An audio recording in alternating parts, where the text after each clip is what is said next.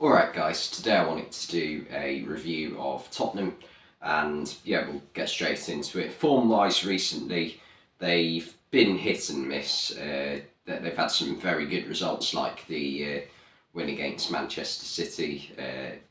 That's an achievement, beating Man City, they're a very good team, but also losing against clubs like Aston Villa. So they've had 4 wins and 4 losses in their last 8 Premier League games. So yeah, it's very similar to what the form they had at the start of last season under Nuno Espirito Santo.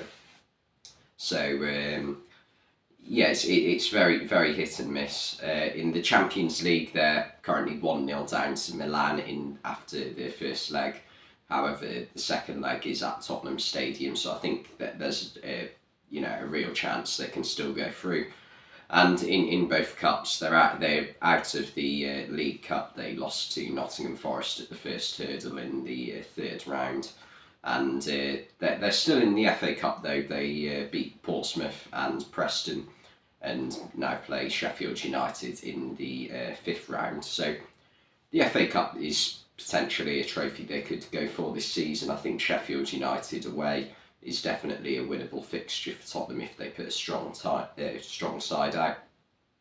So yeah, I think they should give that a good go, really, if I'm honest. The best starting 11 for them at the moment, I think, is Hugo Lloris in goal. I know he's currently injured, but I still think, even though with the odd mistake he makes, I still think he's a level above Fraser Forster in terms of that he is still a bit more consistent. I think Forster has very good games, but he can also have a nightmare every now and again. So yeah, I've gone with Lloris. The back three, I think it's fairly easy pick. Romero, Dyer and Ben Davies. I think with Ben Davies you get consistency. Eric Dyer, you get a leader and someone who is able to talk to everyone on the pitch. And Romero, he just brings a bit of steel to the defence, to be honest, I think. Wing backs, I think Emerson Royal's form recently has been brilliant. I think he's arguably been Tottenham's best player so far this year, as well as Perisic, who since he's come into the team has been a consistent performer, so I think he would have to be the starting left wing back. Midfield, Højbjerg and Bentancur. It's bad news about Bentancur missing the rest of the season for Tottenham because he is, for me, their best midfielder and one of their best players, full stop. And Højbjerg, again, another player who always gives a 7 out of 10 performance in midfield for Tottenham, so I think that it's a fairly easy pick once again. And the front three, Kulusevski and Son behind Kane, I think is a bit of a no-brainer. I think there are other options, obviously, with Lucas Moura, Danjuma and Richarlison. Moura, his form this season he's never been able to get going, really. He's been a bit injury prone this season, and Danjuma's only just come in on loan, and Richarlison, he hasn't hit the ground running at Tottenham. He's still yet to score a goal in the league, I think, and he's still only scored 2 goals in all competitions this season, so it's not been a good season for him, but he's still a very good player though, and definitely a good option. And then on to Antonio Conte. For me, he's not done a bad job at Tottenham. He managed to get them into the top 4 last season, which was a good achievement considering how poor they were just before he had come in. I think there was something like 7th or 8th in the league, and he managed to get that fourth spot in the final few weeks of the season. This season, it's not been bad, but it just feels as though Tottenham haven't actually improved on last season. So Conte, with the squad he was given last season, did quite well, but given the reinforcements he's been allowed to make in the summer and in January with the likes of Bissouma, Jed Spence, who else? Richarlison, and quite a few others, Perisic. They've not been bad signings, but it just doesn't feel as though Tottenham have actually improved that much this season, whereas I think people expected them to, and expected Conte to, potentially push for a title. So yeah, that's been a bit of a disappointment, and I wouldn't surprise me if Conte does leave in the summer.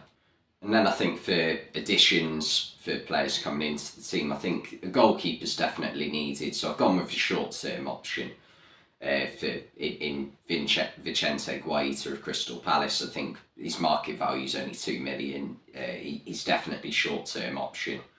He's a good shot stopper and has good reflexes as well. It makes the occasional error, but I think he'd be a very good option, because Spurs currently have the choice between Lloris and Forster, and I think he gives a good backup option to those two. And then I've also gone with a centre-back, because I think behind the three I mentioned, you've only really got Tanganga, Sanchez and Longley, and I think with Longley only being on loan, I think the best option they could do is probably sign him permanently. He's not going to be that expensive. He'll only be, his market value is 12 million, so you wouldn't have thought he'd be any more than 15. Very good passer of the ball, and also it has that skill you need in the Premier League of knowing when to commit a foul, and very rarely gets caught out with doing something silly, I think. So I think he'd be a very good summer signing if they were to try and sign him permanently from Barcelona.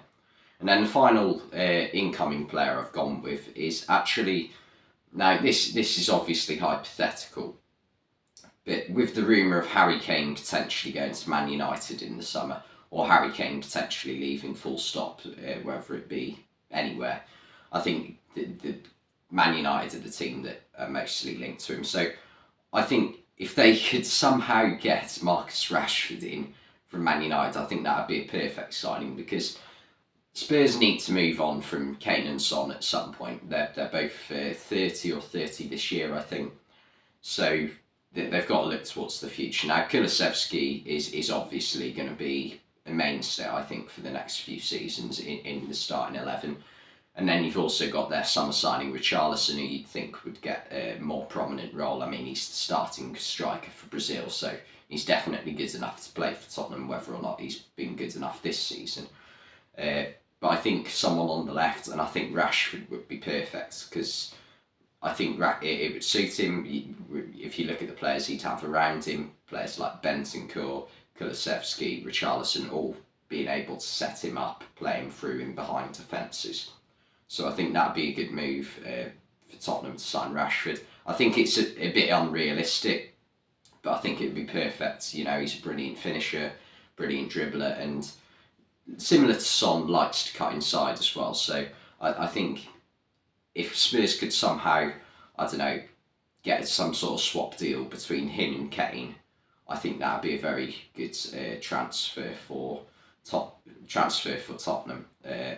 I mean, Rashford currently has a market value of 55 million. I think based on his recent form, though, that's definitely going to have gone up. I think you're probably looking more towards about 100 million. So I think Spurs might have to pay a fee on top of just the swap. But yeah, in summary, Spurs, it just feels like they're stagnating a little bit.